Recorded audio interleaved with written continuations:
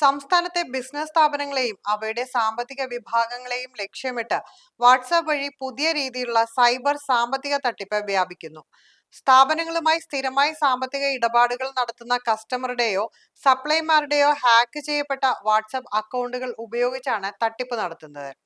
Accounts വിഭാഗത്തിലേക്ക് account statement എന്ന പേരിൽ VBS പോലുള്ള അപകടകരമായ എക്സ്റ്റൻഷനുകളോട് കൂടിയ സ്ക്രിപ്റ്റഡ് ഫയലുകൾ വാട്സാപ്പ് വഴി അയച്ചു നൽകുകയാണ് ഇവരുടെ രീതി. ഈ ഫയലുകൾ തുറക്കുന്നതോടെ സ്ഥാപനത്തിലെ കമ്പ്യൂട്ടറുകളിൽ മാൽവെയറുകൾ ഇൻസ്റ്റാൾ ചെയ്യപ്പെടുകയും സിസ്റ്റത്തിന്റെ പൂർണ്ണ നിയന്ത്രണം തട്ടിപ്പുകാർ കൈക്കലാക്കുകയും ചെയ്യുന്നു. തുടർന്ന് ബ്രൗസറുകളിൽ സേവ് ചെയ്തിട്ടുള്ള പാസ്വേഡുകളും സാമ്പത്തിക വിവരങ്ങളും ചോർത്തിയെടുത്ത ശേഷം സ്ഥാപനത്തിലെ ഉന്നത ഉദ്യോഗസ്ഥരുടെ വാട്സപ്പ് അക്കൗണ്ടുകൾ ഹൈജാക്ക് ചെയ്ത് അവരുടെ പേരിൽ വ്യാജ ചാറ്റുകൾ നിർമ്മിച്ച് കീഴ് ജീവനക്കാരോട് അടിയന്തരമായി പണം ട്രാൻസ്ഫർ ചെയ്യാൻ ആവശ്യപ്പെടുകയാണ് ചെയ്യുന്നത്. വിശ്വസ്തരായ വ്യക്തികളുടെ സന്ദേശമാണെന്ന് കരുതി സ്ഥാപനങ്ങൾ വൻതുകകൾ ഇത്തരത്തിൽ കൈമാറി ചതിക്കപ്പെടാൻ സാധ്യത ഏറെയാണ്. കോംപ്രമൈസ് ചെയ്യപ്പെട്ട കമ്പ്യൂട്ടറുകളിൽ നിന്നും ലിസ്റ്റിലുള്ള മറ്റ് ബിസിനസ് ഗ്രൂപ്പുകളിലേക്ക് ഈ വ്യാജ ഫയലുകൾ തനിയെ അയക്കപ്പെടുകയും ചെയ്യുന്നുണ്ട്. ഇത്തരം തട്ടിപ്പുകളിൽ പെടാതിരിക്കാൻ ബിസിനസ് സ്ഥാപനങ്ങളും പൊതുജനങ്ങളും കർശനമായ മുൻകരുതലുകൾ എടുക്കേണ്ടതാണ്. വാട്സാപ്പ് വഴി വരുന്ന അക്കൗണ്ട് സ്റ്റേറ്റ്മെന്റുകളോ ഫയലുകളോ തുറക്കുന്നതിന് മുൻപ് അവരെ നേരിട്ട് ഫോണിൽ വിളിച്ച് ഉറപ്പുവരുത്തേണ്ടതാണ്.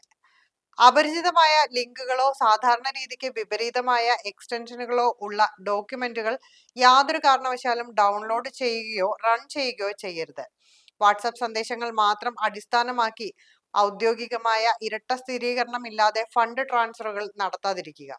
അഥവാ കമ്പ്യൂട്ടറുകളിൽ മാൽവെയർ ഇൻസ്റ്റാൾ ആയെന്ന സംശയം തോന്നിയാൽ അടിയന്തരമായി വൈഫൈയോ ലാൻ കേബിളോ വേർപെടുത്തി ഇന്റർനെറ്റ് കണക്ഷൻ പൂർണ്ണമായും വിച്ഛേദിക്കുകയാണ് ആദ്യം ചെയ്യേണ്ടത്.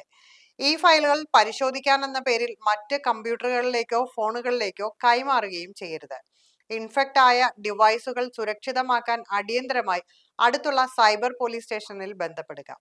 ഇത്തരത്തിലുള്ള ഓൺലൈൻ സാമ്പത്തിക തട്ടിപ്പിനിരയായാൽ ഉടൻ തന്നെ 1930 എന്ന സൈബർ ഹെൽപ്പ് ലൈൻ നമ്പറിലേക്കോ www.cybercrime.gov.in എന്ന സൈബർ ക്രൈം റിപ്പോർട്ടിംഗ് പോർട്ടലിലേക്കോ ബന്ധപ്പെടുക.